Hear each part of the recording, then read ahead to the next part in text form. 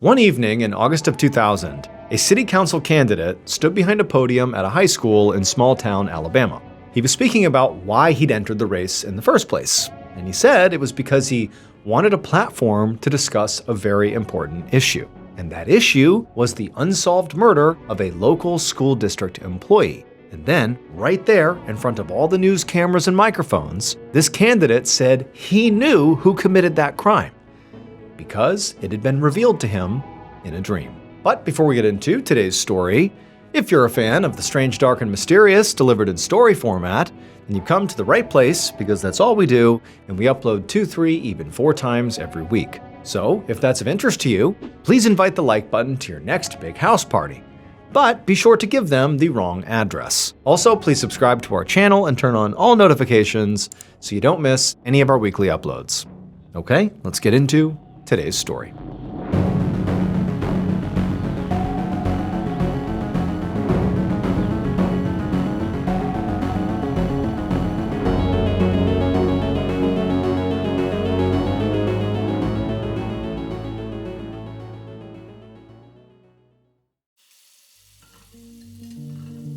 On the morning of August 4th, 1998, a 49-year-old woman named Charlotte Waits rushed around her kitchen in Lynette, Alabama. She reached past her husband Barry, who was washing the dishes at the sink, and she grabbed a coffee mug from the cupboard. It was a Tuesday morning, and they were both getting ready for busy days at work. Charlotte was a school administrator, and Barry was the acting mayor of the small town of Lynette, a very tight-knit community of about 9,000 residents. And as Barry left the sink to go grab his briefcase from the dining room, Charlotte, who was pouring herself some coffee, reminded him that she had a hair appointment later that morning, and also that she'd be home later than usual because she had a meeting with her attorneys that afternoon. So Charlotte was unfortunately in the middle of a legal battle with her cousin Wayne over the inheritance from her late uncle's will. The uncle had left a lot of valuable land to Charlotte, but Wayne thought that he deserved some of that land too. So basically, he was contesting the will, and today was the day that Charlotte, Wayne, and their attorneys were going to meet and attempt to hash it out. Barry asked Charlotte if she had decided what she was going to say at this meeting. And Charlotte shook her head and said no, and said she was still kind of thinking it over. Now, she knew she didn't want to just give up the land, but she also knew that she didn't necessarily want to risk tearing her whole family apart over money. Barry walked over to her and put a hand on her shoulder and reassured her that whatever happened, the family would get through it. Then he gave her a kiss on the cheek, and he left for work. Once he was out the door, Charlotte left the kitchen and went upstairs and knocked on the bedroom door of her 17-year-old daughter, Kara. And as soon as she did this, Charlotte heard a groan from inside the room. So Charlotte opened the door up, and she found Kara curled up in bed. And Kara was looking very tired and very pale. But, Charlotte knew this was not just a teenager who didn't want to, go to school or something. The reason that Kara looked the way she did and was sounding the way she did is because Kara was pregnant, and she was dealing with pretty obvious morning sickness. Now, Charlotte was not thrilled about her 17-year-old daughter being pregnant. But more than that, she was especially not thrilled because she absolutely hated Kara's boyfriend, Dave Reed. Dave drank and got into trouble with the law, and he just was not the kind of guy Charlotte wanted her daughter around. At one point, before Kara was pregnant, Charlotte and Barry had forbid her from seeing Dave. They said, "You cannot date him." But in secret, the two had continued to see each other, and now Kara was pregnant. And so Charlotte really couldn't help but feel deeply disappointed in her daughter. But she also knew her daughter was going to need a lot of support from her, not just to finish high school, but also to be a teen mom. And so for right now, Charlotte was just trying to keep the peace. So with that in mind, Charlotte stepped into the bedroom and asked Kara how she was feeling. And Kara just kind of shrugged and said she was okay, just a little nauseous. Charlotte was sympathetic and nodded along and kind of helped straighten up her room for a second. And then she reminded Kara that her older sister Heather was coming home from college that night, and so it would be nice if they all had dinner together as a family. And Kara said, she did have a babysitting gig for basically the whole day, but she promised she would make it home for dinner. Charlotte was pleased and told Kara she would see her later that night, and then she said she had to get to work. So Charlotte left the bedroom, went downstairs, grabbed her purse, and then out the door she headed to the garage to go to her car. Later that same morning, around 11:30 a.m., Charlotte drove back down her quiet residential street toward her house. She lived in a respectable upper-middle-class neighborhood where basically all the neighbors seemed to know each other, and historically crime had been very low. Although recently there had been a string of robberies in the area, which had some people on edge, but for the most part, Charlotte and her family felt safe in their home. Charlotte was having a pretty hectic day. She'd had a very busy morning at work, and then she'd gone to the salon for a haircut, and pretty soon she had to get back to the office for a few more hours before her afternoon meeting with her cousin Wayne and all the lawyers. However, Charlotte never really liked how her hair looked right after leaving the salon. So first, she wanted to stop by her house and restyle it herself before heading back to work and finishing up her day. So she pulled into her garage and ran inside the house and went straight upstairs right to the bathroom. And as she was plugging in her blow dryer, she heard a door open downstairs. And the sound surprised her because she thought that Kara was off at her babysitting gig, and Barry, her husband, usually didn't come home during his lunch break. So she set the blow dryer down and went to go see who it was. A few hours later, around 4:30 p.m., Charlotte's 21-year-old daughter, Heather, pulled up to the house. She'd just arrived from college, which was located a few towns away, and she was excited to see her parents and sister when they all got home from work that night. But as Heather parked her car in the driveway, she noticed something odd. She saw the garage door was open and her mom's car was parked there. And this surprised her because when she had spoken to her mom on the phone the day before, Charlotte had said she probably wouldn't be home until around 6. But Heather didn't think much of it, so she just grabbed her laundry hamper and a couple of grocery bags filled with her stuff out of the back seat of the car. And then as she walked into the garage to make her way into the house, she saw the door that led into the house was actually already open, but just a crack, which was kind of odd. Like, there's no reason that door would be left open. And so now, sensing that maybe something was off here, Heather walked up and slowly pushed that door open, and she just called out for her mother to see what she was doing, but there was no answer. And so Heather stepped into the house, into the kitchen, and set down her hamper and the bags, and then she began walking around the first floor of the house to just see where her mom was. She didn't hear her, she couldn't see her. She's just walking around, and as she rounded the corner into the foyer, she saw her mom. But her mom was laying at the foot of the stairs, totally motionless. Heather immediately ran to her mom and just grabbed her to see if she was okay, but when she touched her mom's leg, it was ice cold. And so she ran into the other room, picked up the phone, and called 911. A few minutes later, Lieutenant Richard Carter of the Lynette Police Department sped down Charlotte's residential street with his lights flashing and siren blaring. He was responding to a 911 call about a woman who had been found unresponsive, and he'd been very surprised when the dispatcher told him whose house this woman had been found inside of. It was the home of the town's mayor, Barry Waits. Now, as he pulled up in front of the home, he saw this young woman come running out the front door, crying hysterically. And so Lieutenant Carter, he stopped his car, he got out, and he intercepted the young woman, who begged him to come in and help her mom. And so Carter and this young woman rushed over to the house, and then he told her to stay outside while he went in and investigated. And so she did. She stayed out front and just quietly wept to herself, while Lieutenant Carter stepped through the front door, and right away, right inside, he saw what appeared to be a middle-aged woman lying on her back at the bottom of a staircase, and she was totally motionless. Nearby, the contents of a purse were strewn all across the floor. Carter immediately knelt down and felt for a pulse on this woman, but there was nothing. And so Carter, he stood back up and just kind of assessed the scene, and what he noticed was there was foam at the corner of this woman's mouth. So he wondered if maybe she had had a seizure or some sort of allergic reaction at the top of the stairs and sort of had lost her balance and maybe fell down the stairs and the fall had killed her. But then he also noticed there were definitely a few drops of blood on the front of her blouse. And when he looked closer at her face, he noticed there were pretty obvious scratch marks on her chin and also a red mark around her neck. And he realized this woman likely had not just fallen down the stairs. She'd been attacked, beaten, and potentially strangled.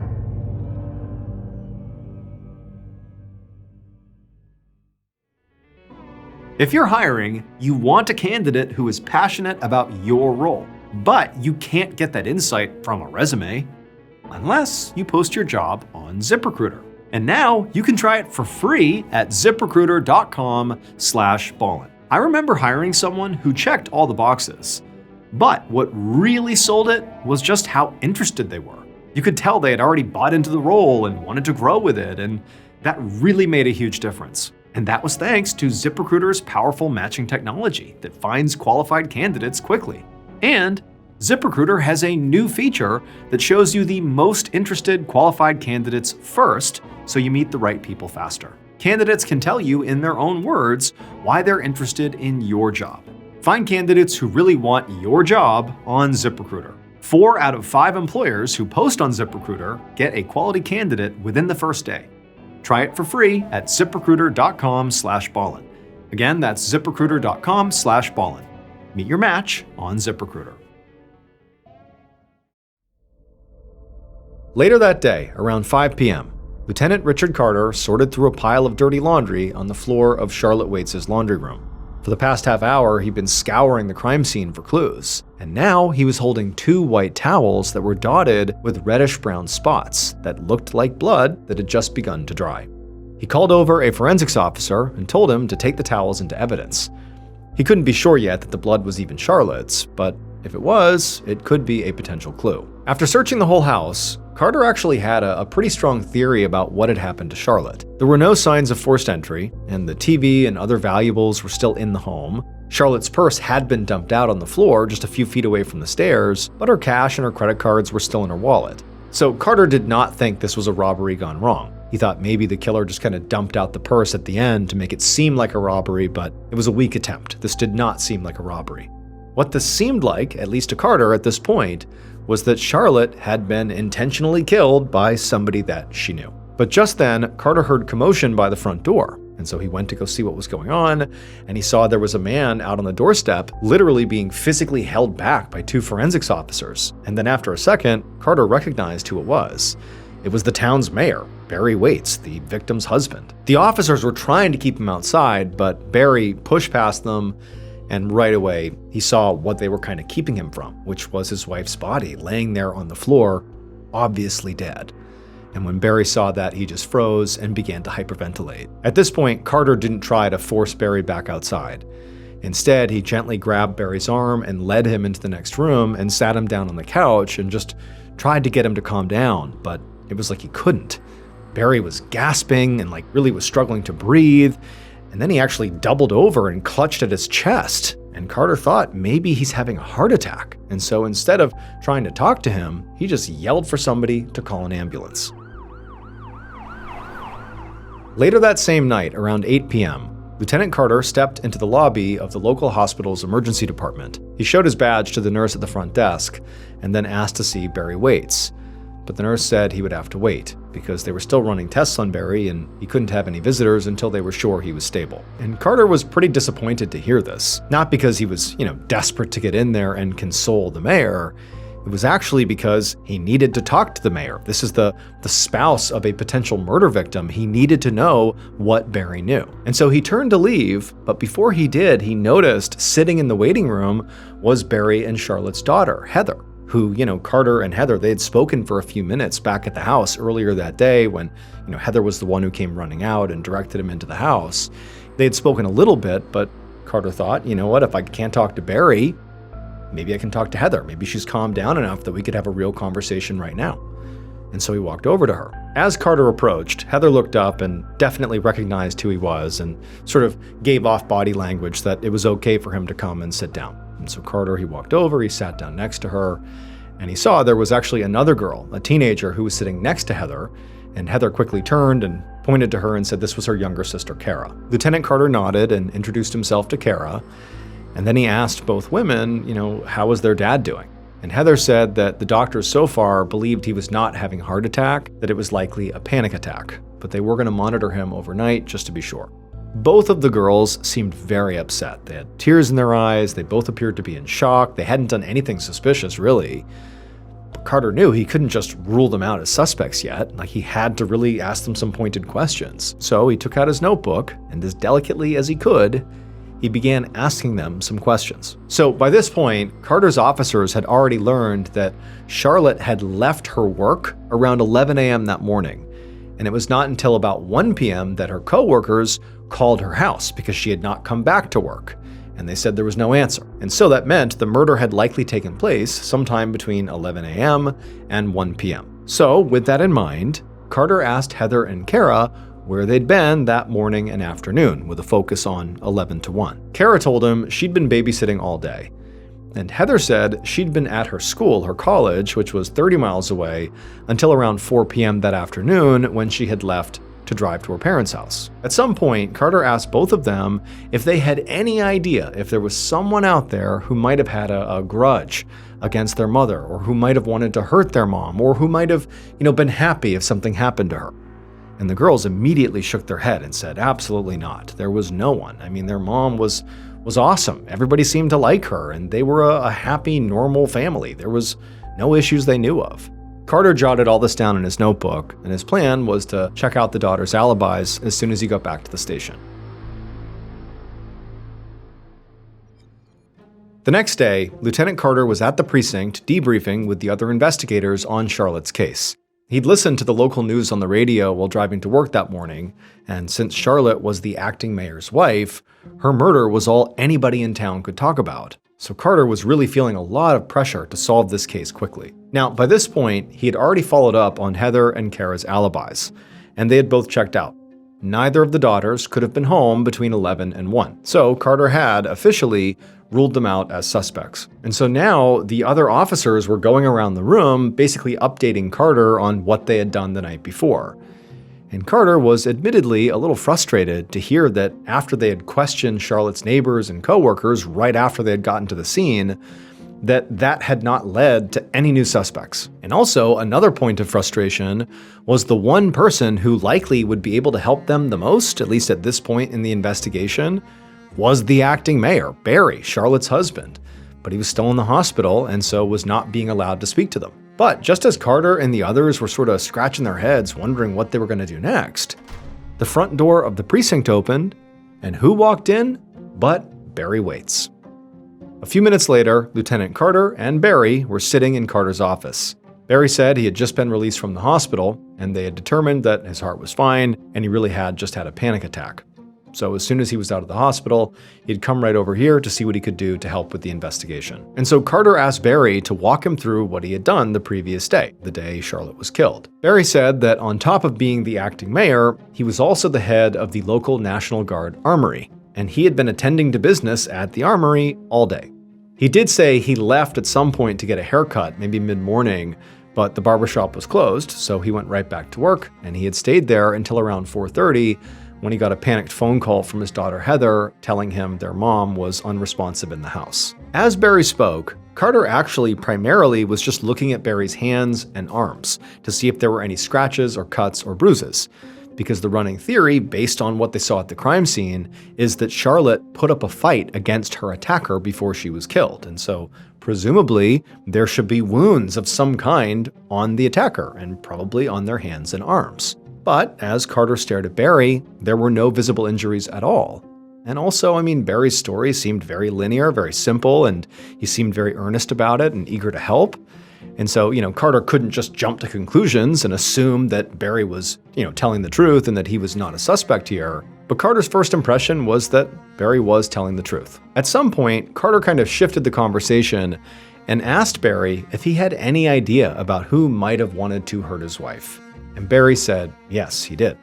There were actually two people who would definitely benefit from Charlotte being dead. He said the first person was this guy named Dave Reed, who was actually their daughter Kara's boyfriend.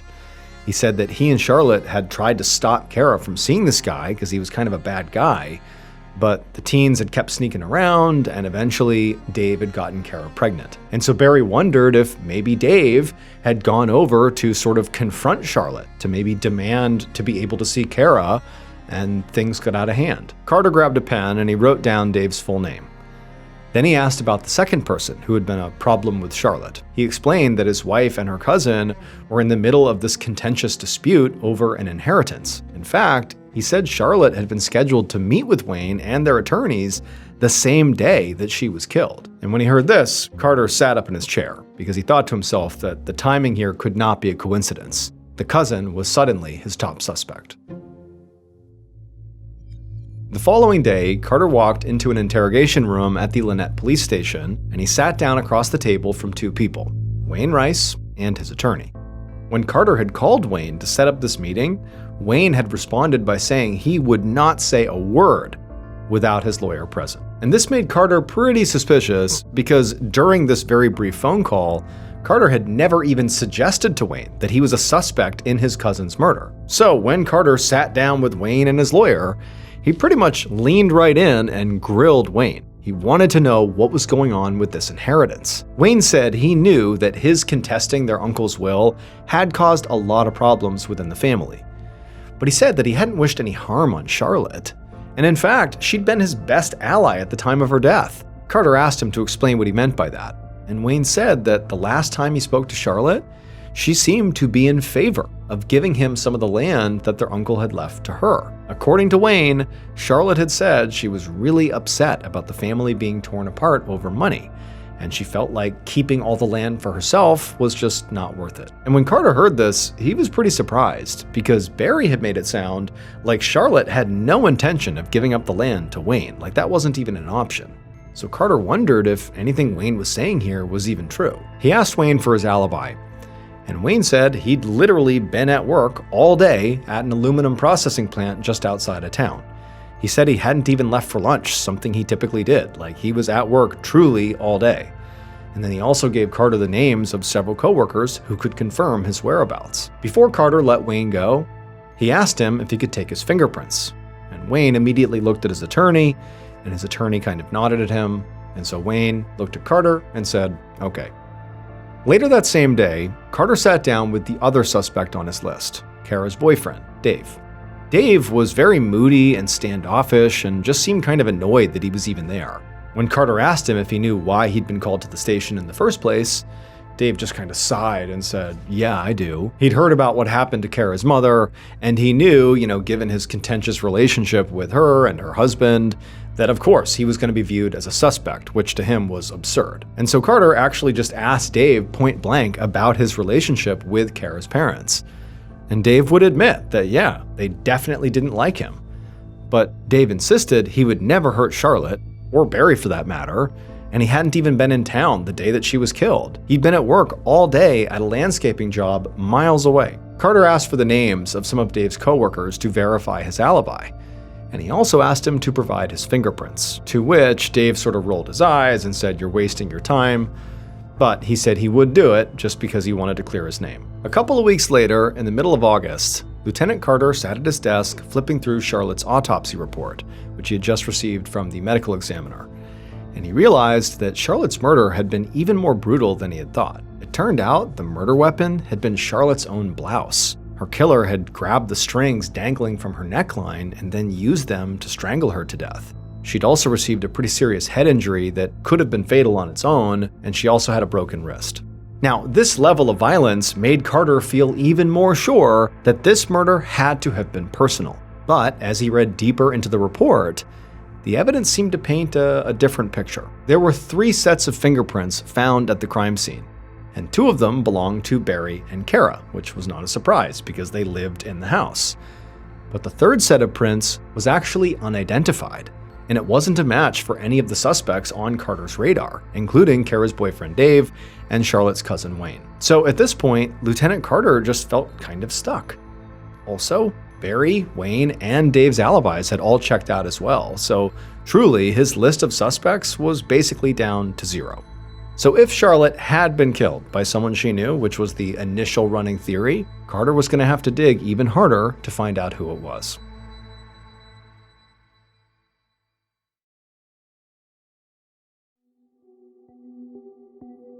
In October of 1998, so a couple of months after Charlotte Waits was killed, Lieutenant Carter walked into the Lynette Police Precinct right as the desk sergeant was hanging up the phone. The sergeant stopped Carter and told him they had just gotten yet another call on the Charlotte Waits tip line. And before the sergeant even explained what the caller had said, Carter felt dread building in the pit of his stomach. Ever since the police had set up this tip line for information on Charlotte's murder, it had been flooded with calls basically every day. But rather than all these tips helping with the case, the tip line had actually just slowed the investigation down because Carter and his team had to take time to follow up on every single one of these leads, even though most of them were just rumors and conspiracy theories. By this point, from all these tips, they'd looked into a young man who lived on the same street as Charlotte and who had a history of robbing houses. but he had an airtight alibi. They'd also investigated another local man who'd strangled his girlfriend in a similar way to how Charlotte was attacked, but he also had an alibi. Carter had even driven all the way to Georgia to investigate a tip that a small-time criminal had bragged at a party about killing Charlotte, only to find out this small-time criminal had an alibi too, and that the tipster had made the whole story up just to get him in trouble. Also, in addition to these new suspects having alibis, their prints didn't match the prints found at the crime scene, that third set of prints. But sort of adding more confusion to this was an expert told Carter that actually it seems like those third prints could belong to a child, and so maybe were totally unrelated to the murder. And so now, as Carter looked over at this desk sergeant who was getting ready to tell him about whatever call he had just had, Carter just braced for more bad news, because all these tip calls were basically bad news. And when the desk sergeant spoke, it was more bad news. The sergeant said this call wasn't even a tip at all. A local woman had just called in to complain about the lack of progress. And as difficult as it was for Carter to hear that now, in addition to the pressure he was feeling, that locals were literally spamming the hotline just to complain about him, that was bad. But Carter also understood their frustration, because he was actually feeling just as upset as everybody else in town. But after running into nothing but dead ends here, he was out of ideas. And he had a feeling in his gut that unless something major changed soon, this case, unfortunately, was going to go cold. Fast forward about 3 years to one morning in 2001. On this day, Lieutenant Carter was working at his desk when he heard a familiar sound. The precinct's tip line was ringing yet again. After that initial wave of tips on the Charlotte Waits case, the case had completely stalled out for a couple of years. It was basically cold. Carter had ultimately been reassigned to other cases, and Charlotte's family had just sort of been forced to move on without any sort of closure. Kara had her baby, and Heather graduated college and was, working a real job. And Barry had also basically moved on with his life. He had gotten remarried and was still very much in politics. And in fact, just the previous year, he'd run for a term on city council. However, during that election cycle, Barry's opponent had publicly accused him of killing his wife, Charlotte. And even though he had no actual evidence to support his accusation, aside from the fact that he had a dream about it, all the attention from these accusations had totally reinvigorated the case, and calls had once again begun flowing to this tip line. However, just like before, the vast majority of these tips were just wild theories and gossip. But that particular day, when the desk sergeant who manned the tip line opened up Carter's office, Carter looked up and saw he was visibly excited, like whatever he had just heard on the tip line actually mattered. And before Carter could even ask him, what'd you hear? The desk sergeant said he had just spoken to two tipsters who clearly had some real information that they wanted to share that was going to blow this case wide open.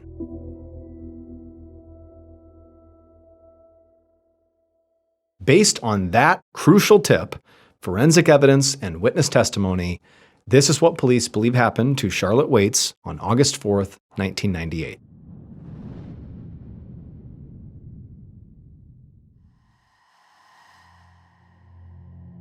Around 11:30 a.m., the killer pulled up outside of Charlotte's house and right away recognized Charlotte's car in the garage.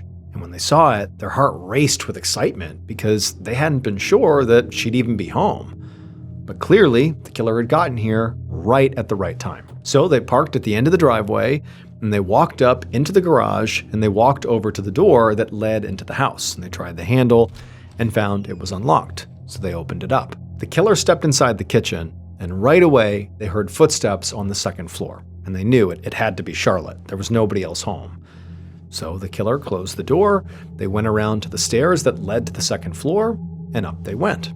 And right as the killer reached the second floor hallway, Charlotte came out of the bathroom and saw them. And Charlotte was definitely very surprised to see them standing there.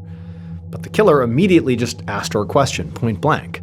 And when she answered the question, it was not what the killer wanted to hear. And so the killer tried to get her to change her mind, to answer this question differently, but the conversation quickly escalated into a full-blown argument, and then the killer just totally lost their temper and hit Charlotte across the face. Blood immediately began pouring out of Charlotte's nose, and kind of stunned, she just kind of stepped back and went back into the bathroom to grab a towel to blot her face with it. Now at this point, the killer knew they had crossed a line.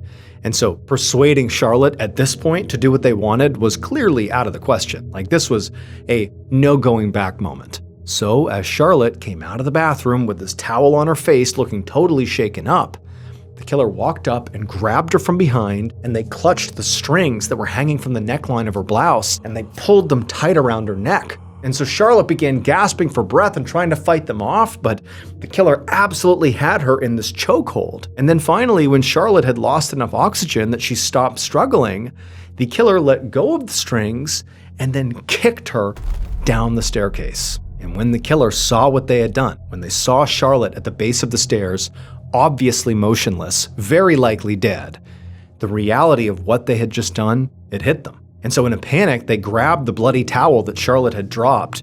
She was using to blot her nose, but she had dropped it on the ground. They grabbed that and they rushed down the stairs and kind of cleaned up the rest of the blood on Charlotte's face, and then dumped the towels in the laundry room. Then they grabbed Charlotte's purse off the table and kind of scattered its contents on the floor near her body, hoping the police would think this was a robbery gone wrong. And then after that, they fled the house, got back in their car, and hurried back to work at the National Guard Armory before anyone even noticed they were gone. The killer was Lynette, Alabama's mayor, and Charlotte's own husband, Barry Waits. Barry had secretly gotten into a lot of debt, and he needed the full inheritance from Charlotte's uncle to pay it off. And so when Barry went to his own home in the middle of the day and basically confronted Charlotte and asked her, "What do you plan to do at this meeting with Wayne? Are you going to give him some of this inheritance?"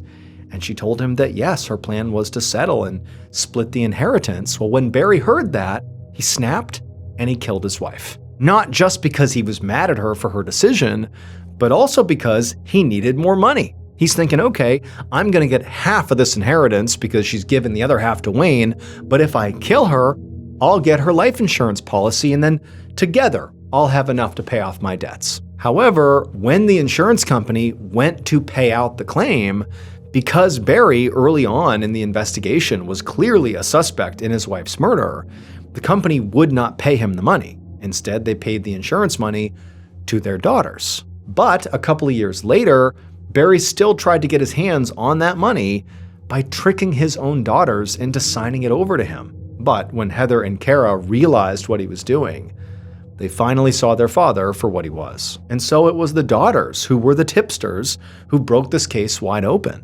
They told Lieutenant Carter everything they knew about their dad's very suspicious behavior, along with his clear financial motives for the murder. They also said that their father had intimidated them into hiding information from the police and had even called in fake tips to redirect attention away from himself.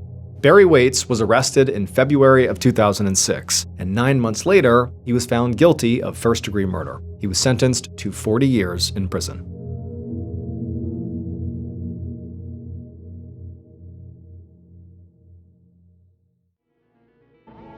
Thank you so much for watching. Let me know what you thought of today's episode in the comments. And remember, we have a whole playlist of true crime episodes ready for you to binge right now. So click here and give them a watch. All right, until next time, see ya.